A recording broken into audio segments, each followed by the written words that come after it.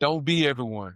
Let me repeat that again. Come a little closer. Don't be everyone. You want to pick running backs where you have a great strategy.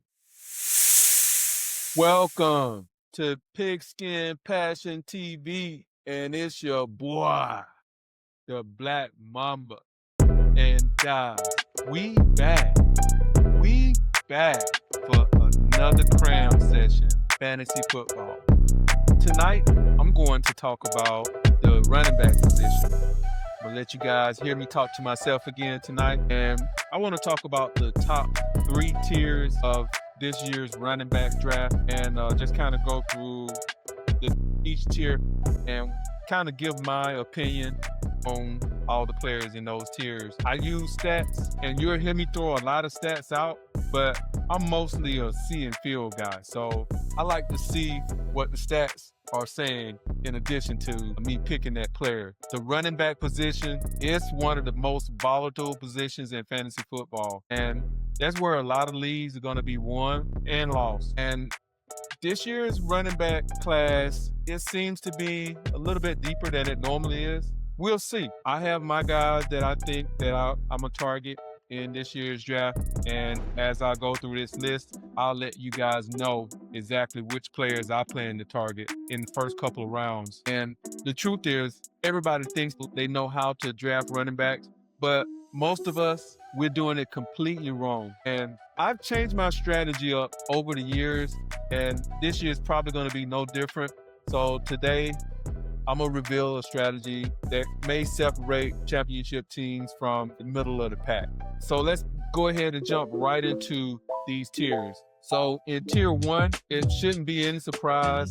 We're going to have Saquon, Barkley, Bijan, Robinson, and Derrick Henry. They're your top tier. So I think these guys are going to, barring they don't have any injury, I think they're going to have bang-up years again this year. Saquon, he's coming off running back 4 finish last year. And last year, he was just one of those guys, like, at the end of the season, you was just hoping that you wasn't going up against him because he was putting up computer numbers. I don't know how many of you guys used to play Tecmo Bowl, but he was putting up some crazy numbers last year towards the end of the season. And I think it'll probably be the same this year. They have one of the best lines in the league. And with Bijan, I think he was underutilized last year. Actually, since he's been in the league, he's been underutilized. This should be his year. They have the quarterback they've been wanting, so I think he should definitely see more touches this year. I don't know how that's going to translate into fantasy, but I think he's going to be a top-notch pick. And Derrick Henry, he's just like fine wine. He just keeps on keeping on. Well, I didn't have him. I had him in one of my leagues, but last year he was a pleasant surprise. I wasn't expecting him to have the kind of year he had, but I mean, it was just him and Lamar were great compliments to each other. So those are my tier 1s.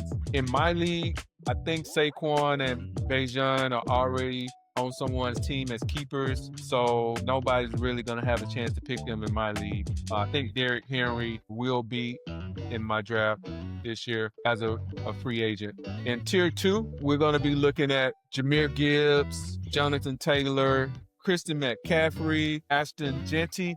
Those are your tier 2s. And last year I had Jameer Gibbs on my squad that went back to back, and he was phenomenal.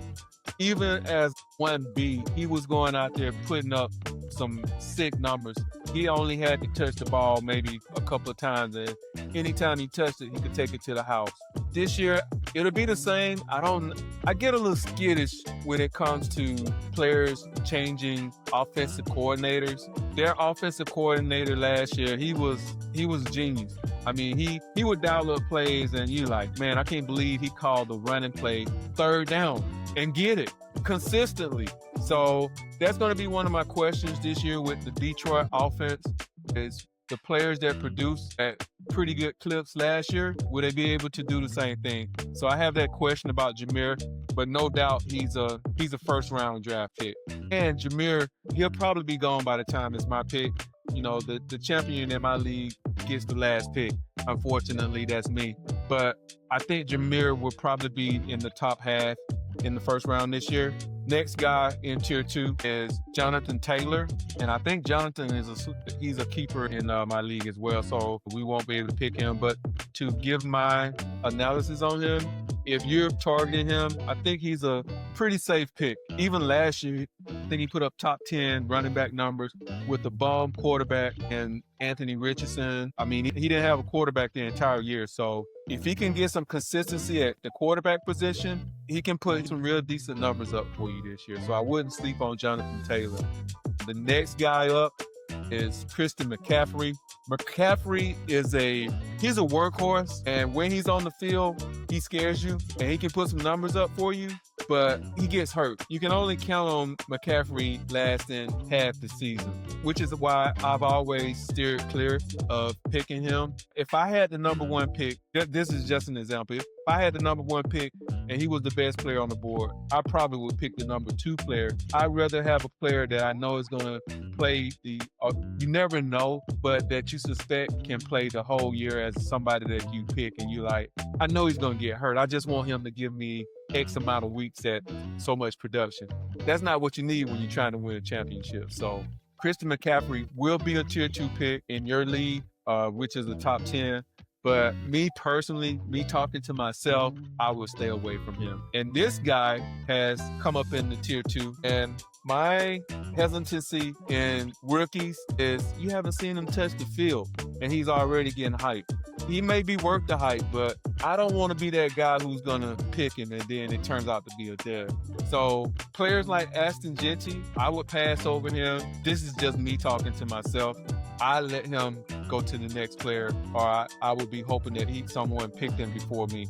He's projected to get 300 touches as a rookie, and that kind of volume, that means a championship. And I truly believe that with Pete Carroll as coach, as much as he likes to run the ball, 300 touches is not too far-fetched. I just don't want to be that guy that's picking him as a rookie, expecting him to produce like that. In addition to that, most of the time, even the rookies that do well, at some point during the season, they hit a rookie wall. So I will steer clear of it. And let's roll around to tier 3. These picks in tier 3, I'm kind of interested in these guys. And me being the number 12 pick, I think this will be the best as far as a running back I would be able to get. Tier 3 guys are going to be like Kyren Williams, Josh Jacobs, Chase Brown, Devon Achane, Omarion Hampton, Bucky Irvin, and James Cook. So atop that list is Kyren Williams. And I had this guy in my other league last year, and he did pretty good. I was really happy with the production that he gave. He does have the propensity to get hurt and get banged up, but he's a tough cookie. I'm seriously considering picking him either as my first round or my second round pick. I like their offense. I like their play calling. I like the touches that he gets. He gets goal line work. He has a passing game role, and the offensive line is pretty solid. So he's definitely on my list. I'm not sure. I got to do more research. I don't know how things are coming along with his quarterback, Matthew Stafford. I think he banged up at the beginning of the season. But most of the time, if you got a wheelchair and can roll him out there, he goes out there and plays. So Kyren Williams is still on my list. The next guy up is Josh Jacobs. And I like Josh. Josh is going to get the volume that you would need to produce. He's going to go probably maybe in the third round, mid-second to the third round. And he would be a solid pick. I'm not sure I would pick him, but if I didn't get my guys, Kyren Williams, who I feel is undervalued, I would maybe consider Josh Jacobs, but not before I went with Chase Brown. So Chase Brown is on this list as well. I think Chase is undervalued. I love Chase Brown for the same reason as Kyren Williams. I think he's going to be involved in the offense. He's going to have a role in the passing game. Their offense is high-powered. We already know that with Joe Burrow, Jamar Chase, those guys are going to put points up on the board. I think Chase Brown has a role of it's so many stars on the team that he's being overlooked. So with that said, I think Kyren Williams and Chase Brown are too good if not number one backs, definitely want 1B type backs that can put some real nice numbers up for you. And these last couple of guys, let's go over them. Devon A-Chain, I won't spend much time on Devon, and that's because I'm not a big fan of this offense, for one. And second is he's one of those guys, he's not going to stay out on the field long. He's not a workhorse. He's one of those guys, you know, if you can keep him to maybe 5 to 8 touches, which is pretty much all he needs, because he's always going to be the fastest guy out there on the field.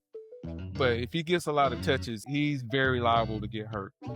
I try to stay away from those guys. They have a high ceiling to get hurt, and he falls in that ceiling for me.